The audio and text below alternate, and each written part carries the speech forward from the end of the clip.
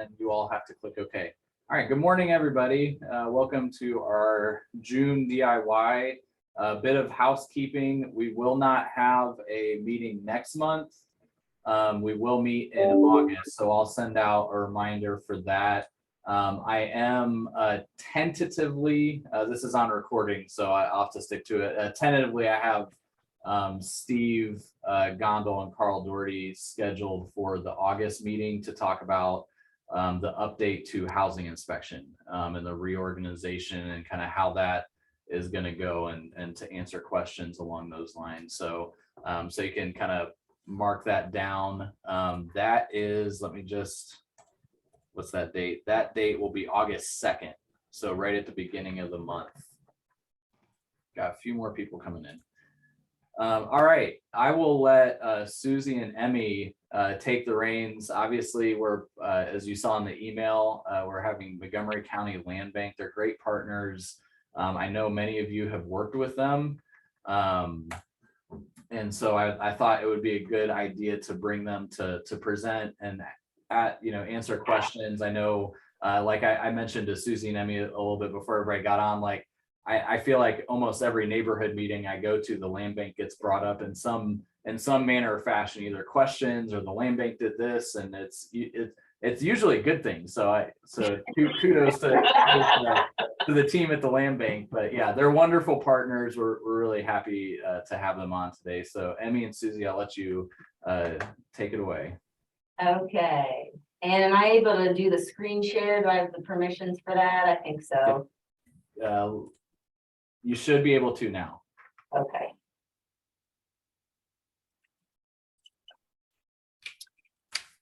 Get this set up here. Can everybody see that screen? Yes. Yep. Okay. All right. Well, I'm Susie Crabill, and I'm going to start the program, and Emmy will chime in on part of it too. We each have different programs that we're involved with, so we're going to kind of keep it moving that way. We'll talk a little bit about our mission and vision, and things that we do and have been doing by the numbers, and what we do on a regular basis in the next generation of our programs that are coming up. And then we'll have a little time at the end if I speak quickly enough for questions. So the Land Bank's mission is to reposition distressed real estate to support Montgomery County's community and building the quality of life in vibrant neighborhoods, one property at a time. That's our mission statement.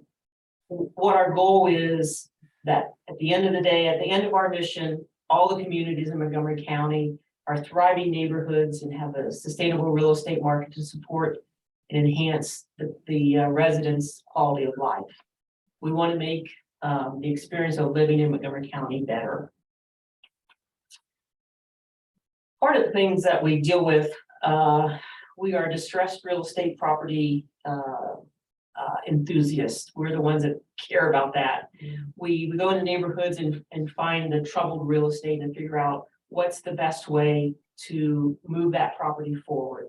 If the property is sitting somewhere vacant and abandoned, it's not paying taxes. If you're living next to that, it's horrible. And you're not helping the community, or that property not helping the community by paying their taxes. So we try to figure out ways to move that property forward. We do residential properties. We deal with abandoned and vacant properties, and then we try to get the properties back on the tax payroll. One of the things that the county is encumbered by is there are 31,000 rather vacant properties in Montgomery County. 10,000 of those are completely abandoned. There's no utility services. There's nobody claiming it, and they're just blight on the neighborhood. If we were to tear the $10,000 down, or 10,000 property down, it'd be $140 million investment to do that. These are 6-month-old numbers, and I am sure it's probably 175 million now to do it because everything's gone up so much.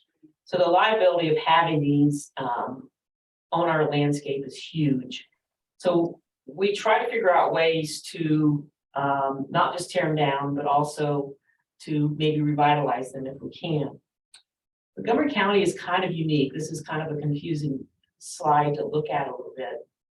But what's happened in Montgomery County is the population has declined and the poverty, percentage of poverty has increased. If you look at the other counties, population might have increased, but poverty went down or vice versa. We have the unique criteria of having increased poverty and declining population. That's a horrible place to be, and we're kind of unique in our state of having that. So we're kind of behind the 8 ball to begin with. Business vacancy is 4th highest in the state, 15%, and the median yearly income is the 4th lowest. So we have some challenges in our county, and we recognize that and try to address that the best we can. There are several different approaches for the land bank, the things that we have to do. We have to acquire the property, we reposition the property, and then we just dispose of the property. The acquisition part of it, or the control part of it, we have a couple different avenues. There's tax foreclosure. That's something that has been our bread and butter. We will initiate tax foreclosure with the treasurer's office. That has come to a screeching halt with COVID and some changes in policy. So we have to figure out some other ways to do it. We consider donations. There are a lot of people who wish to donate property to the land bank to get it off their ledger sheet. But a lot of times we don't want the properties. If we don't have an end user for the property, we aren't into just trying to accumulate all the land and blighted properties in our ownership. If we don't have an end user, we normally don't consider a donation. And the donations also, just a side note, it has to have a clear title. If you inherited it from grandma and you're there's no record that there was a probate and there's 14 kids in the family and 18 stepchildren, it gets complicated. And typically a donation is not as easy as one would think. And we are sometimes hesitant to take on that battle, but we will consider anybody who calls us and say, hey, I've got something that we'd like to donate. We look at it, we give it a serious consideration. We send it to the city of Dayton or citywide or anybody else that we know that's in that geography and say, hey, we've got this property, offer a donation. Is anybody interested? So we do try to distribute the news that somebody has a property. And if there is an end user, we'll work very hard to get it in our ownership. Another way to control the property is structural nuisance. City of Dayton is very aggressive in doing the structural nuisance declaration. They, particularly with the ARPA money, have a lot of resources to take the property down after it's been declared a nuisance. Once we decide a property, we want to move on it and we acquire it, we figure out ways to mitigate the liabilities, and taking it through tax foreclosure clears the title of the old real estate taxes, the tax liens, the mechanics liens, the Medicare liens a lot of times, Medicaid liens rather. And when we also take a property on and are trying to position it for reuse, we'll address the environmental issues. If it's a brownfield or something, we'll work to get it cleaned up. We will clean it up before we dispose of it. And at the end of the day, we want to position that property so that it's viable and reusable and in somebody's inventory to have the next chapter of its life. One of the things we do, and I think we're associated a lot, is demolition. That's kind of how we got started in the land bank world in Montgomery County, was the NIP program. NIP is Neighborhood Initiative Program. We have to have acronyms because we're sort of government, so we have to have acronyms. So we had the NIP program that just wrapped up a year or so ago, and now we have the ODOD, Ohio Department of Development demo program that we've applied for, but we've not quite figured out how much we're going to be awarded yet. So the NIP program that started, I think, in 2013 and wrapped up in 2020, we tore down 1,225 properties in Montgomery County. We had over 20 million in funding. The community was required to do some of the match. They had over $500,000 in match. 9 communities were involved, 37 neighborhoods, and after we acquired the lots and tore down the 1,225 properties, we've turned 500 lots back into responsible ownership. A lot of times they were side lots. The neighbor, if the neighbor to the demolition property was responsible, had paid their taxes, didn't have any code violations, etc., they could purchase that vacant lot for $200. We love doing that because it got the ownership away from us and into responsible owners' hands. And the long-term goal of us repositioning properties is that it returns them to the tax roll. When the properties became available to the neighbors, they got really excited about having the opportunity to acquire more land for next to nothing. Here's the final NIP numbers. As I said, there were 9 communities there on the left side. Dayton led the way with 971 properties. Over almost $17 million was spent in Dayton with the funding. The average cost for demolition in Dayton was almost $18,000. And a lot of times that shocks people, but what that number involves is the acquisition of the property, which is usually a couple $1,000s to take it through tax foreclosure. And when we acquire the property, a lot of times we have to clean up around it. As the owner, you know, if the trees are hanging over the sidewalk and knocking people off their bikes, we had to do some cleanup initially just to make it, you know, not a code violation and a liability.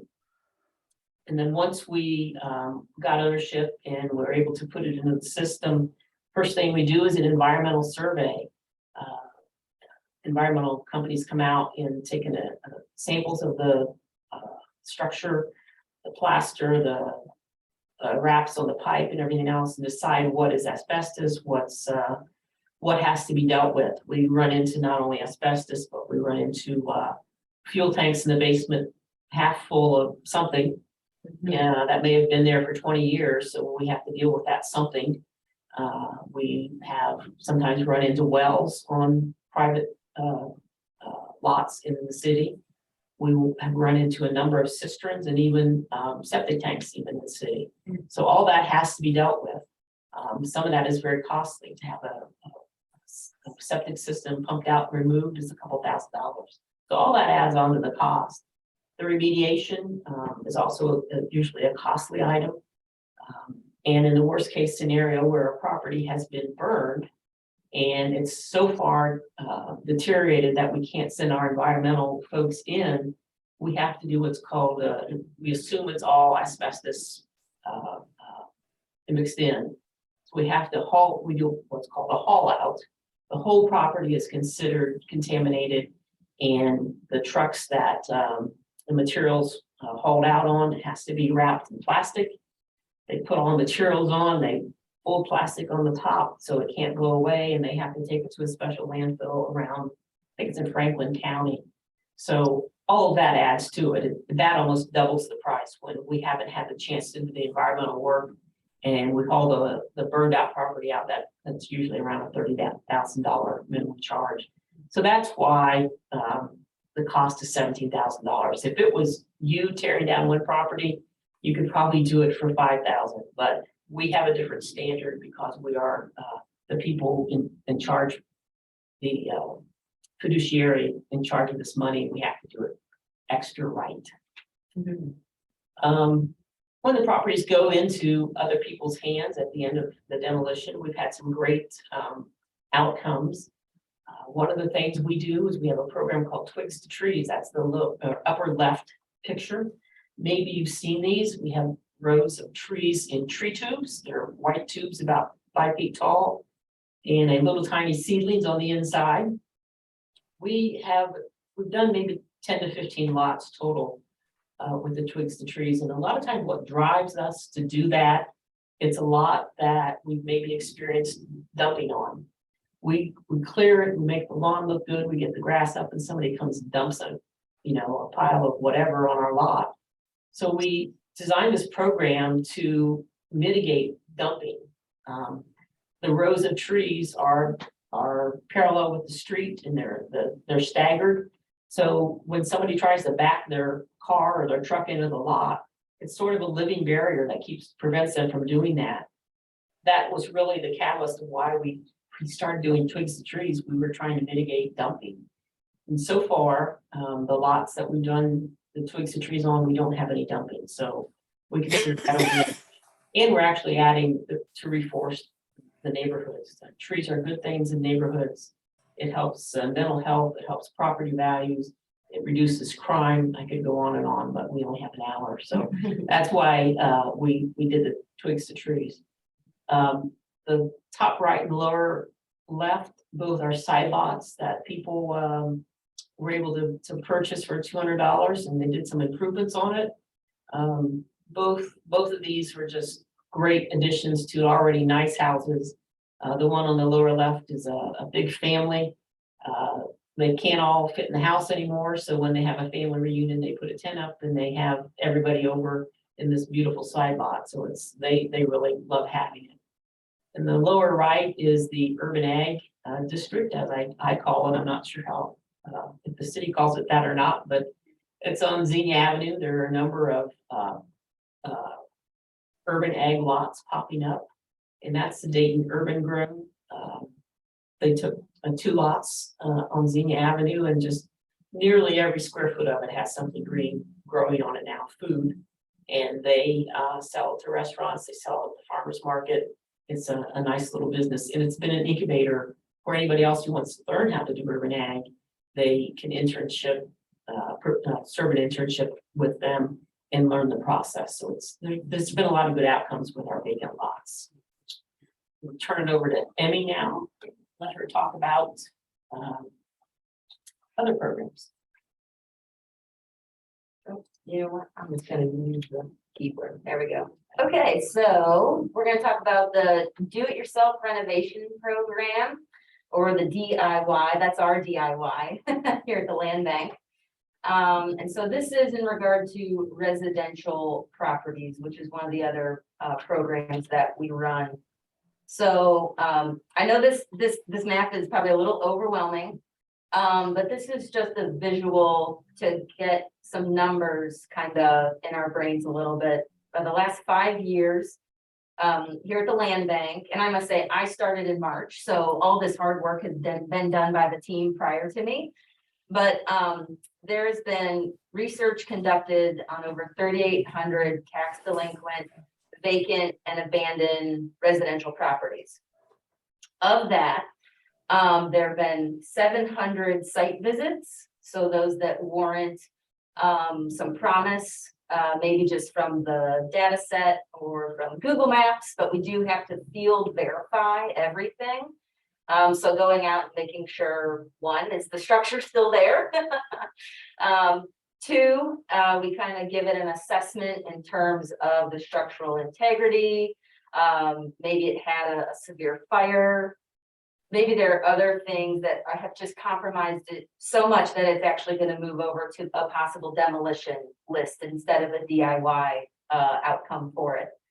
So from that 700, now we whittle it down to those that we submit affidavits over to the county offices to move it through the tax foreclosure process, clearing the title, as Susie mentioned before, notifying any owners or family members about it, because it is very much tax delinquent and we want to get it back on the tax rolls. That's our goal.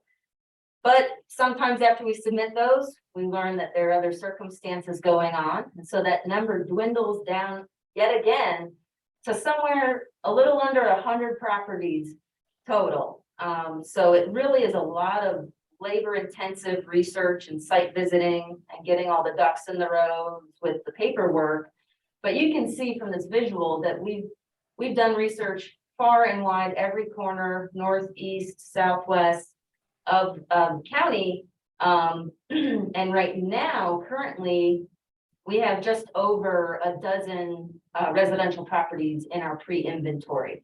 So we're waiting for that tax foreclosure to keep moving forward, and then we'll acquire the deed to the property. So that's kind of our big umbrella overview visually, and we find you know, different spots in different neighborhoods, and we try and spread the love around for sure. So you might be wondering, well, how does this program work? And I will say there'll be some house renovation HGTV eye candy here for you, before and afters. So of course, it has to be tax delinquent, vacant, and abandoned. We initiate the foreclosure. This can take close to 18 months sometimes. So it's not a very fast process, different, you know, than like depositors foreclosure, for example. We get to inspect the property, and usually that is determined in various stages. What's the roof condition, you know, does it have asbestos? And then we start doing our cleanup. So the land bank puts in investment to handle the pre-market prep and the cleanup for the property prior to offering it to for sale by our listings on our website. From that inspection, we come up with the scope of work. So what needs to happen to bring this property up to a safe, sanitary, livable condition, okay? And there are different code requirements. There are different livability standards that we have. And I must say our quality standards list, we have an entire document that outlines what our standards are. We hold all of our DIYers to those quality standards. So if we say, hey, you got to repair the railings, you know, that's on our checklist. If we say you got to put in, you know, the investment to have a new roof, that's on the checklist. But some of the bigger ticket items we will do prior to listing it for sale, just because we know it's a barrier of entry to some of our DIYers that are putting cash down on these properties. So we will hold the deed while the DIYer completes the renovations. Their timeline is a 6-month window. And I will say there's an asterisk by that, especially with COVID and the supply chain shortages, the demand for construction materials, because everybody decided they wanted to renovate their house while they were home, inside of it, working from home, thinking about how to improve it or make more space maybe. So the 6-month is the target, and we do have a lot of people that meet that timeline, but there are exceptional circumstances where we might offer an extension, or maybe a permit got held up, or there was an additional repair, maybe something with, you know, in the ground or pipes that we can't see that kind of set them back a little bit on their timeline. But just like every home renovation project, you always have a target window, and it usually moves down the road a little bit. So fast forward, the renovations are complete. We do our own final walkthrough with the applicant that completed the renovations. And once everything's checked off the list, the deed is finally recorded and transferred into their name. And then the final disposition for our properties is that they must be used as a residence in some form or fashion, whether a owner occupied or a rental property. So that's kind of the brief summary, and much more of the in-depth detail is on our website, which is right here. So you'll see that we have qualifications in our applicant packet. Because of COVID, we kind of switched our process to allow people to submit forms electronically, so our applications can come in via the website. And the qualifications that we really like to highlight, folks cannot be delinquent on any of their property taxes in the last 2 years. They can't have any code violations or bankruptcies in the last 2 years, and no previous foreclosures or lost titles on properties. So that's kind of like the first tier of if a person can apply. Hey, Emmy, quick question that came up. Does the land bank's process that you know of to hold the deeds until renovations are done hinder a buyer from securing bank financing in that interim time? So that's a great question. What most of our DIYers have to end up doing is they actually provide cash. So they're not really getting any loans for this. We do also have folks who run LLCs. And they usually have ways to acquire cash where people can do like a home equity line of credit, those types of things. So great question. Yeah. So that leads me to this other bullet point here for qualifications, that folks must have the financial capacity to not just purchase the property of our listing price, but also to perform the work. So that's anything from materials purchase to hiring a contractor, to paying for permits and possibly architectural drawings for an inspector to review. They also have to reside within Montgomery County or one of the contiguous counties surrounding Montgomery County. We don't take and we don't like to have out-of-state folks. But if they have a local authorized agent who will represent them on their behalf, we will look very hard at their application. But most times these are folks that are within the county and do this for a living. And also we do limit the amount of DIY properties that a applicant can have in process. So our rule is they have to complete one successfully all the way through by the 6-month timeline before applying for additional properties. So we, again, try to ensure that we have a quality and standards that are met before kind of opening the floodgates, if you will. And then I would say the last thing is Quick question. Yes, go ahead. And I noticed that, but I also noticed that the purchaser cannot have more than 3 in process, but they have to complete 1. So how does that work? So they would apply for their first one, and if they complete it within 6 months, that house transfers to their name, and then they can apply for other ones thereafter. Yeah. Okay, So so we're saying they just can't be working on more than three at the same time. Yeah. Okay, but they can get 3 at the same time. Yes, but I will say our inventory is quite low right now, so the odds of that happening would be 0 right now. But theoretically, those are our guiding principles. Yeah, if our inventory was just overflowing. So did that answer your question? Okay, great. Yes. So here's a little bit of the HGTV before and after. This is a house that was acquired in 2017. I believe this is somewhere around the Belmont neighborhood. That address sounds familiar, Grace Avenue. This is prior to me starting. And the house was tax delinquent, $4,000 tax delinquent. No taxes had been paid since 2013.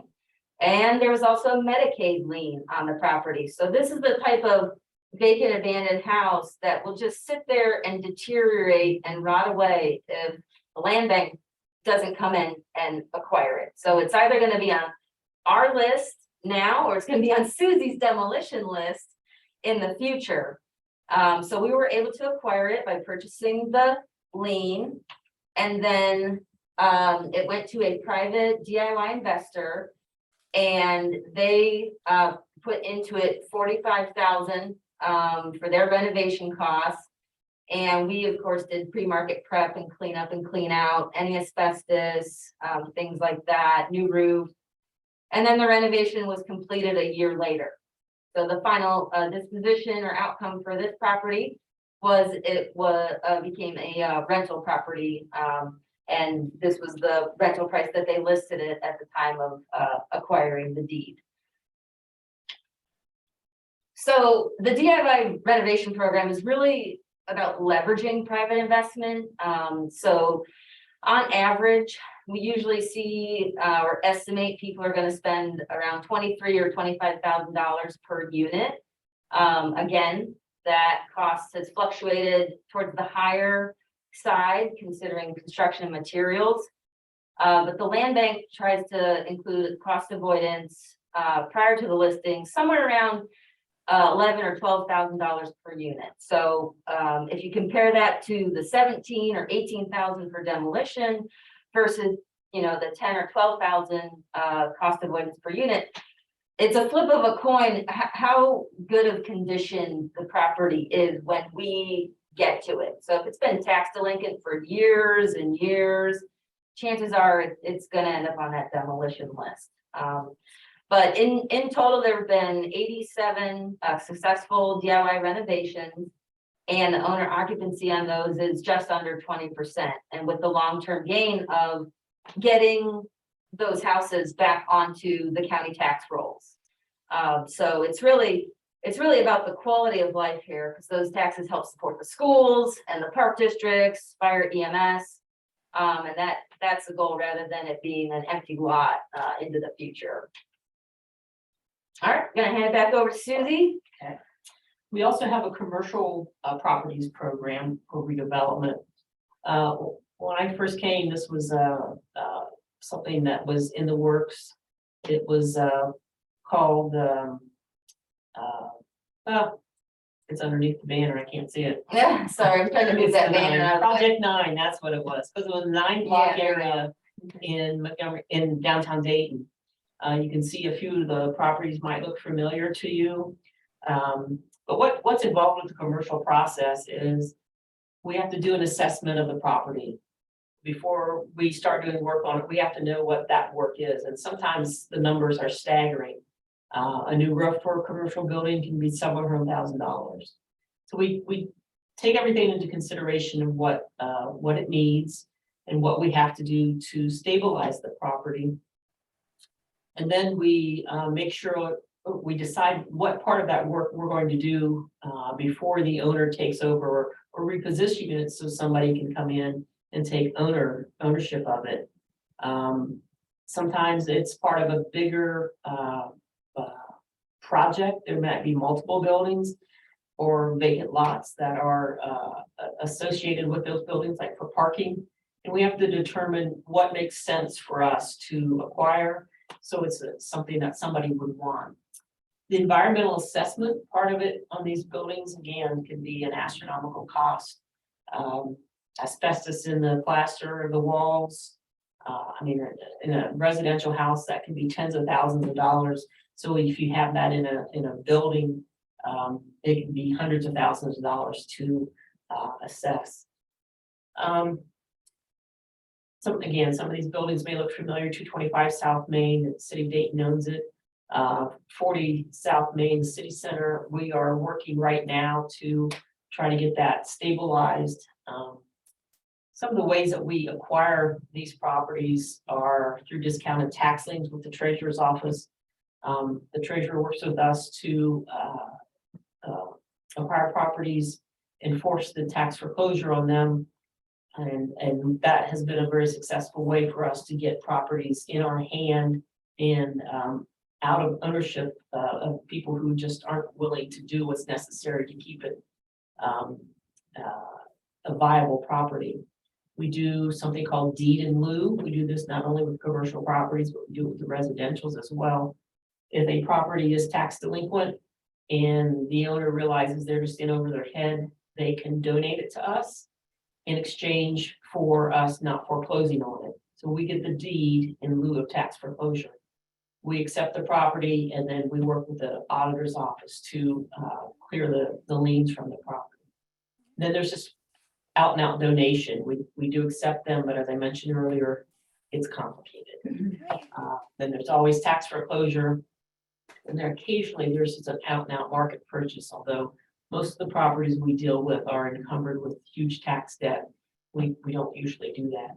Our job is to take all those bullet points and figure out what makes sense for each property and what it's going to take to move that property forward. One of the properties that we were involved with, we owned it for like 30 seconds, was the arcade.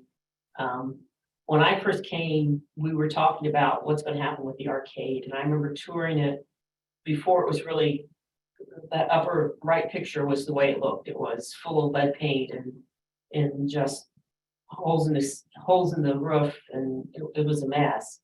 And we thought, okay, this is our last shot. And it was an extremely complicated deal that even to the last hour could have fallen through. I mean, it was a nail biter.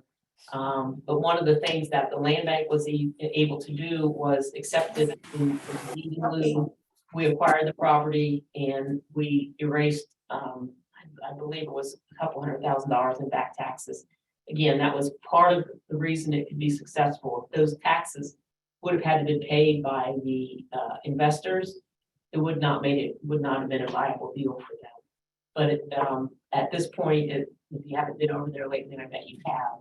It's beautiful, and it was a success story that I think all of us who've had a little bit of involvement in it feel very proud about. Another building that we had was on West Fifth Street. It's a little tiny building on the upper picture on the right, dark. It's a dark building. I bet it wasn't 25 feet wide, 3 or 4 stories high. It had been a costume shop in its day. We had an investor from Columbus want to come in and do some acquisition of land, and what they're eventually going to do is the lower picture. But we came in and we were able to buy the tax lien on this, forced foreclosure. And one of the conditions that were part of the deal with them working with us is, we'll get it for you, but you have to tear it down within 6 months. And they did that, I think within 3 weeks, they had it down. So it's a vacant lot right now. They're getting their ducks in a row to do the redevelopment of the land. And it will eventually look something like the picture below. Again, we acquired the tax lien and we're able to make this $1.5 to $3 million investment happen.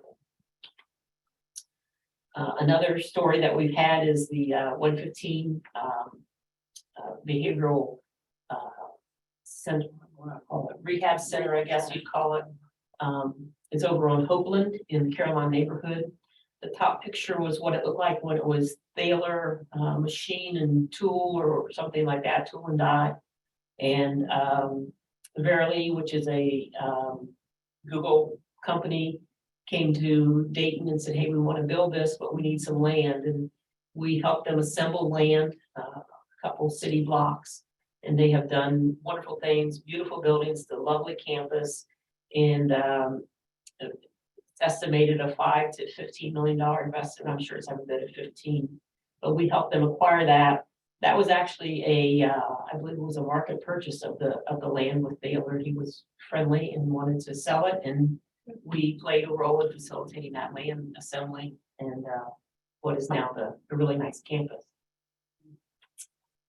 Another program that we have, and we deal with the municipalities and nonprofits and so forth, is we offer planning grants. People come to us and say, hey, we want to have a corridor study done on our traffic patterns on Main Street. Can you help us facilitate that? Can you provide some funding for that? So we offer a $50,000 grant to communities, requires at least a $25,000 match from the communities. So far, we've had 5 organizations accept that grant challenge. 6 awards have been given, and it's stimulated over $15 million in investment. It's been a lot of good things happen. I know in West Carrollton, we did some demo and so forth, and redeveloped some land. The choice neighborhoods on the west side of Dayton, that's something we're helping to facilitate change on. Five River Metro Parks actually has had 2 planning grants. Part of it has been the downtown riverfront redevelopment is one of them. And then Clayton and Heber Heights have both had, I believe both of those were thoroughfare projects, where I know Grant Pike and Heber Heights was a tired old travel through town, and now they're making some significant changes and really updating, a 70-year-old community, making that look nice. There's some of the programs, some of the changes that they've done with the planning grant. You get to have the consultant come in and draw you pretty pictures, and that really helps people visualize what can happen. If you aren't familiar, I'll share this, the upper right where it says Metro Parks, that is the proposed park over the river. That's part of the riverfront redevelopment plan. That's on our wish list. It would be so cool to have that. It would be, I believe, visible from I-75. That would be just, I mean, that would be our version of the St. Louis Arch. I think if we had that in our city, I think people would make it a destination if we could get that to happen. So when we combine all these programs and we have all these little programs that we each manage and all that, and we've all done good things, but we thought, what if we put everything together in one neighborhood and called it a thriving neighborhood? And just bring everything together. And we use this initiative in the Pineview neighborhood. For those of you who may not know where Pineview is, it's Gettysburg, Germantown, and 35, so over on West Dayton. It's a really nice neighborhood. It was back in the day, it was where the doctors and attorneys lived outside of downtown Dayton. And the houses were modest. Most of them were 1950s, 1960s houses, 1,000 square feet or so. And we thought, okay, this neighborhood has life yet. We just need to give it a little boost. So we brought all of our programs together and we made it our pilot project. And what we did was we took data. Back in the day when I started, we were so excited when we figured out how to use Google Maps. Mm-hmm. And boy, have we changed since then. We have some data programs that we have that help us find tax delinquent property. It helps us define how long it's been tax delinquent. When the electricity was off. I mean, we are deep in the weeds with data when we try to figure out where to go next. And that's why we ended up in the Pineview neighborhood, because everything aligned that it still had life in it, that we could acquire some of it and move the neighborhood forward. The thing we want to do with the thriving neighborhoods is we want to improve property value. In this neighborhood, I forget exactly what the per square foot value was when property sold, but it was less than $20 a square foot. So if you owned 1,000 square foot house, you could only hope to get about 20,000 out of it. And that's sad. These people may have lived there their whole life and they're ready to move to the next stage, to assisted living or something, and they're hoping to have some sort of a nest egg in the property and then get ready to sell it, and there's just not much there. So we're trying to increase the market value and increase the market confidence in the neighborhood. And if we could do things on certain lots, it seems to spread that the other neighbors want to improve their properties too. We were trying to inspire that improvement in the neighborhood. So we brought all of our programs together. The first thing we do is the demolition of the worst of the worst. We got that down. We know how to do that. Then we decided we needed to raise market value. So our strategy was that if we could improve 3 or 4 properties in the neighborhood, that's what real estate people would consider having new comps. So instead of the $20,000 house sale, that's not doing anybody any good. If you want to go to the bank and get a loan, they're not going to loan you money on a house that's only worth $20,000. Sadly, that's just the reality. So we tried to bring the market up. So we decided we were able to find 3 rehabs that we could do. We demolished about 27 properties in the neighborhood. That was a lot. There were several on Gettysburg that when you exited 35 and hit Gettysburg, they were right there in front of you screaming, stay out of this neighborhood because it's not nice. And it was sad because behind those houses was this lovely neighborhood. So we were able to clear those, I think there were probably 8 houses along Gettysburg that we took out with demolition and just made a blank slate. We had a lot of good partners in this project. Citywide was wonderful. They're kind of the conduit to the neighborhood. I saw Lisa Parker on here earlier. I think she was at a lot of the meetings that we were involved with. Mrs. Parker was there. Great neighborhood. This is a very strong neighborhood. And that was one of the factors that we had. The involvement of the residents in the neighborhood was one of the things we considered when we chose Pineview. Vectron was a good partner. They offered $50,000 worth of, if I remember correctly, it was for energy efficient, like furnaces and windows and things like that. We wanted to donate in that way. The UAW did a lot of work on this lake around Pondview. When I first saw the lake, it was behind 15-foot tall honeysuckle all the way around it. In the wintertime, you might be able to see water, but they cleared all that honeysuckle out. They put the pier in there, they put a parking lot. And now I think about any time of the day, you can go down there and somebody's fishing and using the lake. And that's just awesome. Rebuilding Together Dayton had a rebuilding day that they came in and helped a lot of the neighbors do just clean up. They also offered in the autumn of the year, they have a furnace Tune-up. yeah, something like that. They'll spend a couple $100 on a house, just changing the filter, doing the basic tune-up of the furnace so that the people can go into winter with the furnace working at its optimal rate. Able Law was part of the investment too, partners.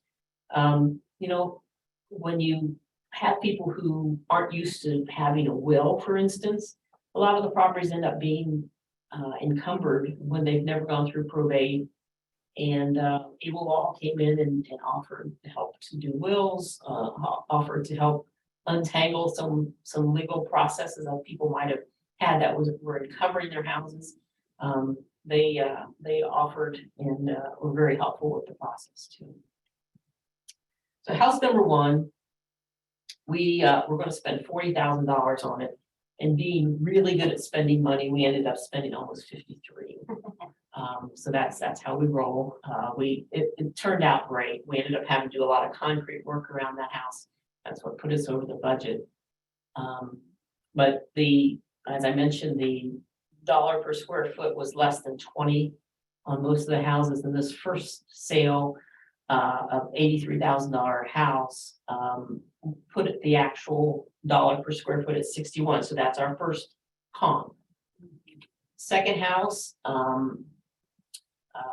again, beautiful house. They did a great job on it. It was listed and closed on it in just a matter of weeks. It sold for $65,000. That brought our per square foot comp value to $69. And then the last one, and this was a little bigger one for us. It was a 2-story with a garage. Did great things with it as well. It sold for $90,000, and that brought our comp price up to $83 a square foot. So now we've got 3 comps in the neighborhood that when other houses sell, they can ask more for it because the comps in the neighborhood are selling for more. So that helped the neighborhood be able to maybe be able to get loans where they couldn't before. As the value, as other houses start to sell for that, the value of the properties, all the boats in the bay go up at the same time when the water rises, so that would bring them all up. The next programs that we have for us are ODOD programs. As I mentioned, the demolition program, but the Ohio Department of Development also has a brownfield program. They have $350 million available now. There's some assessment grants that we are looking at are $600,000 that we've applied for some and been awarded some. So we're in the process. They are awarding brownfield money periodically throughout the year. A lot of brownfield work in Montgomery County, and we want to be a part of it because, again, it encumbers property and just sits there until somebody takes the lead and make the problems go away. The ODOD demolition program, as I mentioned before, we applied for it in February. We are waiting to hear if we were awarded anything. We haven't heard anything yet. We asked what it's going to be, and the answer we get is soon. So we are waiting to hear soon from that to see how much demolition money we might get. We applied for 14.9 million. We're hoping to be able to do that and get all of that. And then, of course, there's ARPA money. We're working hand in hand with the city of Dayton to provide a role in housing and improving neighborhoods with the ARPA funds. So, did I do it within an hour? Look at that. Oh, Time for 10 minutes. Look at that. 10 minutes for That's questions. awesome. Good job. Thank you for that presentation. I've seen it before and I still picked up a few things. Yeah. We do have a- I will say real quick, Mike, this is our basic contact information. I'm pretty certain that if you have a question, you can go onto our website and find it, but if you can't, give us a call or email us. And we're also on Facebook. And when we do DIY property listings, we try our hardest to get a YouTube walkthrough video of it, and then we'll put that on our website and our social media. So that's how you can stay in contact with us. Go ahead, Mike. No, that's great. And I think everybody on this call, please share this information with others in your neighborhood. We did have a few questions come up throughout, and I know it's hard for y'all to see questions in a conference room. The first was, how does acquiring a side lot affect property taxes to the new owner? It's vacant land, so there's no improvements on it. I can't answer specifically, but I can say generally it adds maybe a couple $100 at the most, the very most to your taxes. Okay, There's an increase, but being vacant, it's not a tremendous amount. that's great. Thank you. Next question. If the county treasurer has started a tax foreclosure on a property with back taxes, does the land bank ever get involved to ensure the property goes to a reliable developer instead of the property going to sheriff's auction and ending up being owned by an irresponsible owner who lets the building continue to deteriorate? That's the sticky wicket that we have. We're all about control of the property. If we initiate foreclosure, we can point that property in the right direction. When someone else initiates a tax foreclosure, we don't have any control over it. It absolutely can go to sheriff's sale and be in the hands of someone who's not ever going to pay taxes on it. And that's the balance. I mean, we work closely with the treasurer's office. One of their roles is to collect taxes. That's what they do. So if they send it to sheriff's sale and it sells for, above the appraisal price or the minimum price, they collect taxes, and that certainly benefits everybody. But putting it, when it's on the free market, which is what a sheriff's sale is, you can't control who ends up with it. And that's the downside of a sheriff's sale. Sure. Okay, that's great. Thank you. I'll keep going through. Let's see. Susie, please clarify, is the land bank offering its DIY and tax acquisition foreclosure programs in the city of Dayton, including the HD1 and HD1 historic districts? The map showing the targeted land bank properties showed no properties in the city of Dayton. Yeah, we do not operate the tax foreclosure program in the city of Dayton. When we first started, Lot Links was the city of Dayton program, and then we were everywhere else in the county. And when Lot Links went away, we still continued that policy because the city, they're going to start up some other program to offer disposition of property in Dayton. I think you're very close to be able to roll that out, but we do not do that program in the city of Dayton. That's helpful. I'll tell you what, I'll switch this over. Steve, why don't you ask your question, and Monica, et cetera, kind of from where I stopped onward. Why don't you all can just ask your questions. I get boring listening to me read things. Oh, this is Steve Mackelbeck, and I'm checking to find out if we have the ability, for example, for a partnership that would include County Corp and the Land Bank to be able to take on the developer role in some of the areas, neighborhoods I'm specifically talking about in West and Northwest Dayton that really need something to jumpstart and help address the redlining that's happened over a period of time. So you can acquire and redevelop not just one property here or two or three, but much like you had talked about with trying to get a set of properties that create a new set of comps and gradually bring things up, but make a jump start in some of these neighborhoods. And that includes the problems that are there, as you've outlined already, with acquisition of a variety of properties that have their own littered trails here. But we really need, I think, some partnerships like that that would be at a next higher level. We partner with County Corp all the time. Their offices start about 30 feet from where I'm sitting right now. We're in the same suite. So actually, we're technically County Corp employees. We use their space. So we partner with County Corp on a lot of things. And back the West Dayton over development that's going on in the west, just west of Wright Dunbar. We've helped them acquire 20 to 30 properties that Over is going to do some construction on.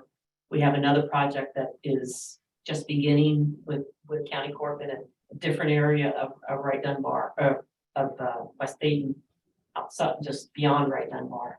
So we are doing that, and we love that. We love helping that. And those are situations where we do acquire properties in the city when it's part of a redevelopment. We look to the city as a client of ours. And when something presents itself as a multi-site redevelopment, we take it to the city and say, hey, we have this idea, are you okay with it? And we're partners with them. We don't plan to them, we plan with them. So when we have that opportunity, we always take advantage of that. And it's not just citywide, we have County Corp. We have other developers that have come to us and in much smaller scale, doing some redevelopment as well. I thank you for that. And I was going to say that we'll probably be back to you to suggest some specific focus areas and see how we could try to do this from the community perspective as well. Thank you. Very good. Monica.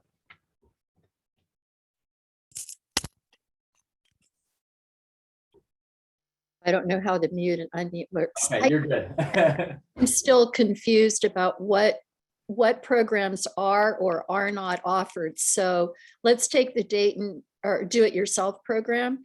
If I have a property, a vacant property that's distressed and on the city of Dayton's public nuisance list, regardless of which neighborhood it's in, can I, just like I would go to the county treasurer and do a depositor's foreclosure, can I come to the land bank and say, would you put this in the Dayton do-it-yourself program, or I want to do a tax acquisition foreclosure as an individual property owner? Do you do that, or don't you do that in the city of Dayton? I'm still confused, especially by that map, which had no city of Dayton properties. If you want to acquire the house next to you, that's tax delinquent, blighted and abandoned in the city of Dayton, we do not do that. If it is a property that's blighted and abandoned and it has potential for rehab, we will initiate foreclosure for us to take ownership of it with the city's permission and can do a DIY. But we do not acquire for individuals at this time, because the city will have a program that will accommodate that eventually. To replace. We hope. That would be a nice new topic, Mike, to hear from Todd Kinski on where we're at with the new and improved lot lengths program. Yeah, definitely hear that. I know I've mentioned that to Todd. I know when they can present on that, I'm sure they will. Good question. Monica, don't feel bad that you're confused, because it is confusing. Keegan. Yeah, so Sorry, I joined late. I had a work conflict, but I called the probate offices and the county treasurer's offices about a property in our neighborhood that actually went through a sheriff's sale at one point in time, and was acquired by a woman. She put a new roof on it, but she died last September. There's no open probate for her. There's no estate that's open for her. Is there any way that we can initiate either a tax foreclosure or a DIY program, initiation to bring this property back to productive use? Knowing that the owner is deceased, but there has been no estate or probate opened, and it's behind in taxes. Are you wanting it for yourself, Keegan? Well, we were talking about putting the money down to start the sheriff's sale process again and clear the title, just so that it would be back on the market. If nobody else bid on it, we'd be happy to have it, but we're not looking to get into property rehab at the moment, just to prevent it from becoming an eyesore and, getting into that vicious cycle again. Yeah, what I would suggest is initiating a depositor's foreclosure with the treasurer's office. You can call them and get the forms. And if it sometimes even we struggle to see if a property's in probate or not. I don't know why it's so hard, but it is. The treasurer's office has software that they can figure it out immediately. So if you call them and say, I want to initiate a depositor foreclosure on this property, which will force a sheriff's sale, they will be able to tell you immediately if it's in probate or not. If it's in probate, sadly, it sits there. Right. When I knew that, like I said, but it doesn't look to me, at least from, looking at the records that exist now, that there's been anything that started. So I didn't know if, poking the bear would start probate, or if it would allow us to Sometimes it does. Move forward with the acquisition. Yeah, when a tax foreclosure is initiated, sometimes that will poke the bear and get the heirs to put it in probate and get it moving, but that's okay. It's at least got the property moving, and maybe somebody will take ownership of it and move it forward. Okay. We're good at poking the bear. We can Right. be able to degrees. Thank you. Great. We'll go to Lindy and then Fred, and then we'll call our time. So go ahead, Lindy. Oh, you're on mute. May ask. There you go. I guess I'm kind of confused as Monica. Later in the presentation, I thought I heard that the land bank won't acquire city residences to rehab and resell. And did I understand that correctly? Or, and like, we have a house on my block of the 300 block of Sandalwood Drive, which has been empty for about 5 years. And it's a nice street. All the other houses on our street are occupied. But this house really, it's still savable, I think, but I thought I heard that the land bank wouldn't get involved in a city property. If it can be part of our DIY program, if we can acquire it, hold it, and send it out for bid for somebody else to do the renovation, we will do that. So if I contact you and tell you the address and stuff, would somebody come and look at it? We sure would. We can do that. Yeah. Right. As Emmy mentioned, our DIY inventory is low. So if there's a viable property out there, we would be more than happy to give it a review. Yeah. Yeah, I definitely think it is. And it's a nice street. All the other houses are occupied, so. Yeah, please just contact us. If you're curious, we could always look up the address. Chances are good, we've probably done research on the street. So go ahead and send it to us and we'll further do a deep dive. Absolutely. Okay, thank you. Thank you. Fred. I guess I'm feeling like there's a potential for there's a missed opportunity here that isn't being looked at, and that's a lot of the properties that are tax delinquent also are delinquent because there's a lot of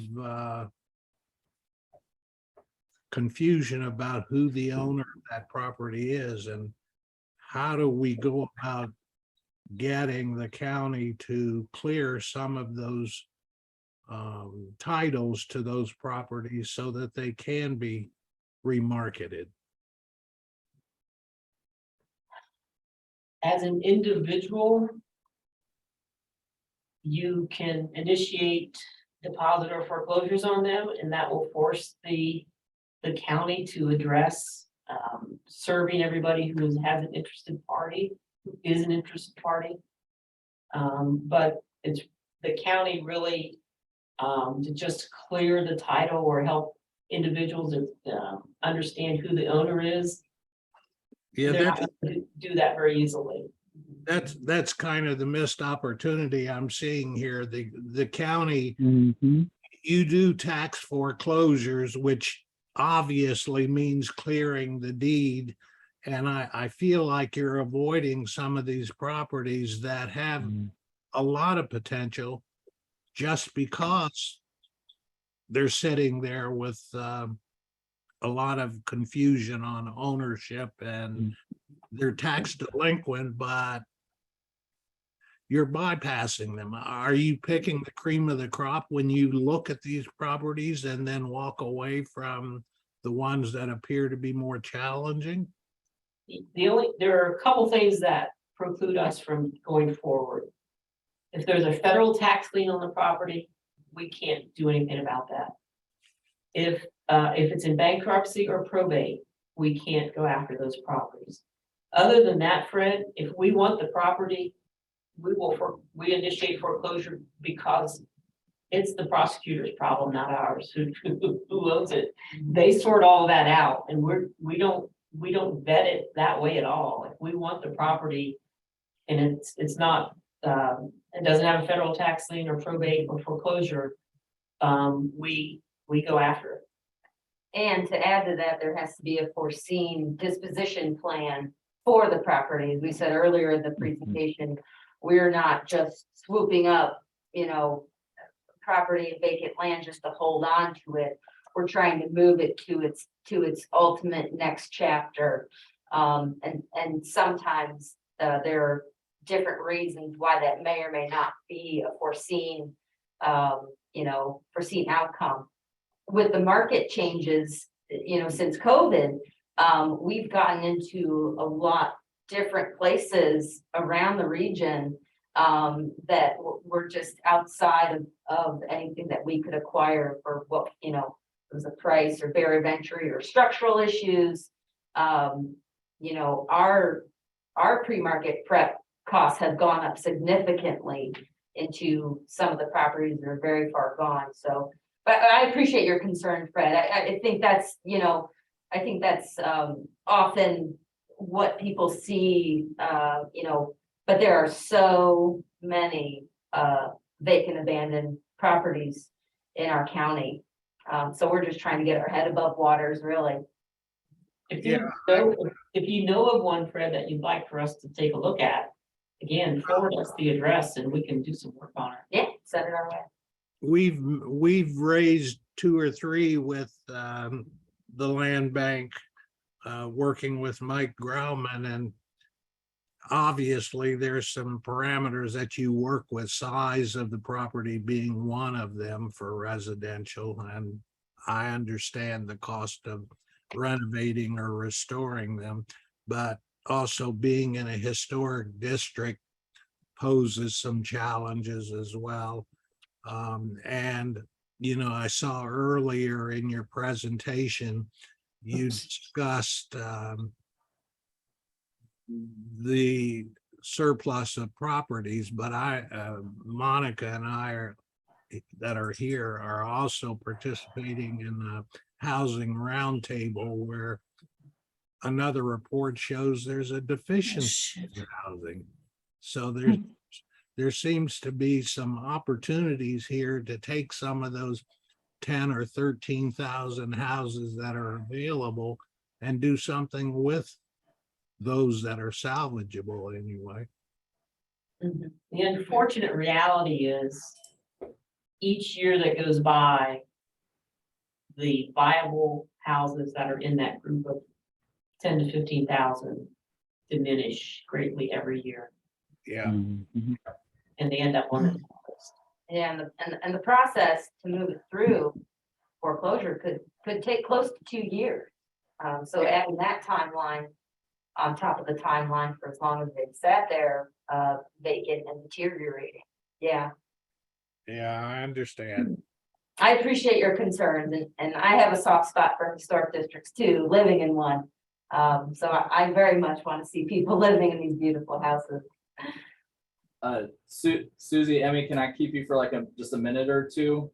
Sure. Okay, Miss Eva, you had a question? Yes, I'm along the lines with Fred, but also, do you do land? If land has potential, like you said with Pineview, our neighborhood is in the middle of a very small neighborhood, Western Hills Neighborhood Association, but we're surrounded by land. People bought the land, they didn't do anything with it, they used it as collateral for something else. Do you do anything like that? Because we can't afford, most of our neighbors now, this is where I grew up, our neighbors now are in their senior citizen years. But to have like a little small walking park, something where they can come out and sit with a therapist or something, and even coming up Hoover Avenue, there are, oh my gosh, there's vacant houses, but they're covered by they're surrounded by a lot of land. Do you do land and property to better the entire neighborhood, or just demolished or just homes itself? You Or know, both? I would say we do both, but Okay. there is a but. We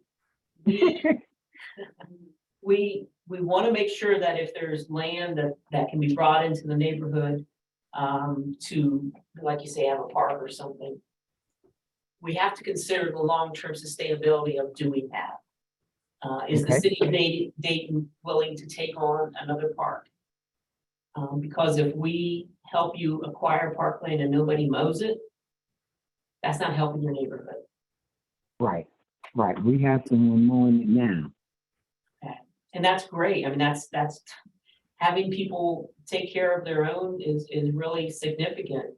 But long term, somebody has to shoulder that responsibility. And that's where we work with the city and make sure that when we make plans, that it's sustainable.